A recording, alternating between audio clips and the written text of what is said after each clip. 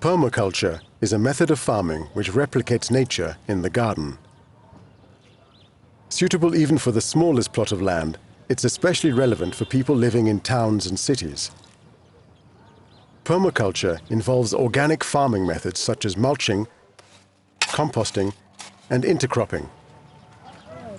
It encourages the use of natural pest control, the planting of nitrogen-fixing trees, and the building of raised beds, which help to ensure that water is collected naturally.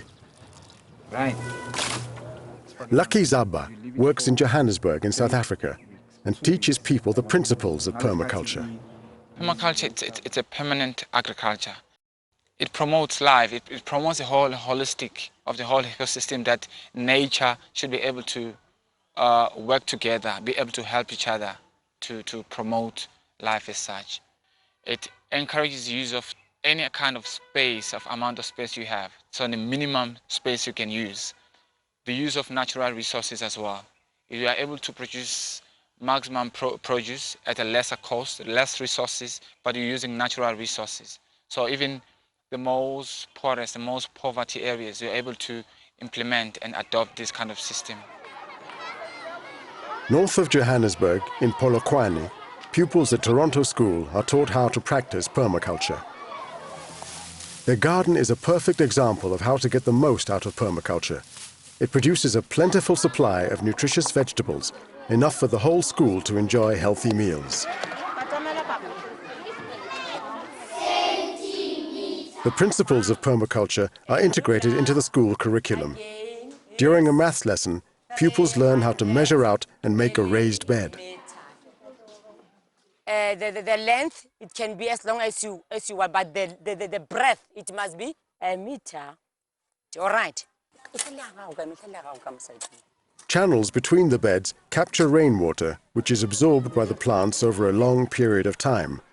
The width of the bed is important, as it gives the children easy access to the plants. What you're going to do, you're going to make a... After being taught how to plant seedlings, pupils also learn about intercropping, where strong-smelling plants like marigolds are planted in between vegetables to help repel pests. Intercropping means plants helping others under the soil. The main thing I have learned from our garden is we have vegetables like spinach, cabbage and lettuce and other vegetables, beetroot, carrots, onions, and we have fruit trees, a peach tree, a banana tree, and we have mealies in our garden, and we also have chickens. And the chickens help us to have manure. Composting is the next lesson. Pupils bring in waste material from home to help make a rich compost to feed the soil. Then comes mulching. The mulch is made up of grass and leaves and helps the soil to retain moisture.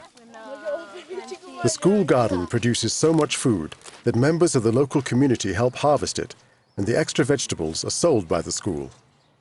Profits are used to help fund school fees of children from poorer backgrounds. The garden also ensures that the children never go hungry, as teacher Anna Magoro explains. Even kids who sometimes don't have food at home, because we can be able to depict them from the classroom. One teacher will say, you see this kid, it seems as if she's from a poor family.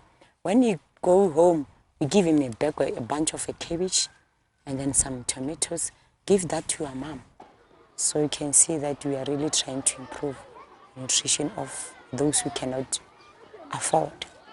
In the olden times, they used to say richness comes from the soil. It's true. If you want to be rich, work with the soil. This is really a skill. It's a very good skill for the kids. So I would like to urge people to really take permaculture as a serious thing in life, because it's here to stay. Everything is living because of permaculture. Thanks to the permaculture garden, the children now have a good understanding of how important fruit and vegetables are for a healthy diet. Yeah, go on, plant. We have tomato, green pepper, and onion. They make our bodies strong, healthy, and protect us from many diseases. When we mix these three, they make a nice, delicious soup. I like it. From Toronto.